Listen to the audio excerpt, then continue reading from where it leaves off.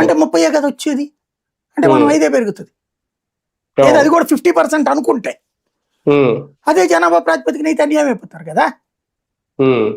వాస్తవంగా జగన్ లాంటోడు అంత వేగంగా రియాక్ట్ అవ్వడానికి కారణం అదే. వాళ్ళకి జగన్ అంత తొందరగా రియాక్ట్ కాడు కదా, విత్ డేటా పెట్టాడు అతను. ఎందుకని? వాళ్ళతో కూడా మాట్లాడేది పార్టీ, అమిత్ షా మాట్లాడాడు వాళ్ళతో కూడా. మాట్లాడిన తర్వాత వాళ్ళందరూ కన్విన్స్ అవ్వబట్టినే ఓకే చేశారు. ఓన్లీ కమ్యూనిస్టులు కాంగ్రెస్ ఆడినటువంటి నాటకంలో వీళ్ళందరూ పావులయ్యారు. ఇప్పుడు ఇంకో ప్రయత్నం జరుగుద్దా 2034 వరకు వేచి చూడాల్సిందేనా? అంటే ఇక మళ్ళీ బలం పుంజుకుంటే చెయ్యాలి.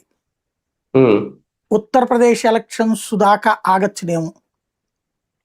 ఇప్పుడు లెక్క ప్రకారం అయితే వచ్చే ఏడాది ఉత్తరప్రదేశ్ ఎలక్షన్స్ ఉంటాయి.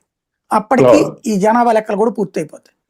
ఉత్తరప్రదేశ్ ఎన్నికల్లో బీజేపీ కనుక ఘన విజయం సాధించింది అనుకోండి, అప్పుడు వీళ్ళకే పెడతది బేరం. ఏం చేయమంటారు అబ్బాయిలు, మరి మీ ఇష్టం అంటది. కానీ వీళ్ళు ఒప్పుకోకపోవచ్చు. ఎందుకంటే ఉత్తరప్రదేశ్ లో ఇప్పుడు ఈ 50% లెక్కేస్తూ 120 అవుతాయి. అసలు వీళ్ళ గొడవ దక్షిణాది కాదు, కాంగ్రెస్ వీళ్ళ గొడవ దక్షిణాదోళ్ళు ఇదివరకు ఎట్లయితే రాష్ట్ర విభజనప్పుడు మనల్ని వెర్రి వేదవలం చేసి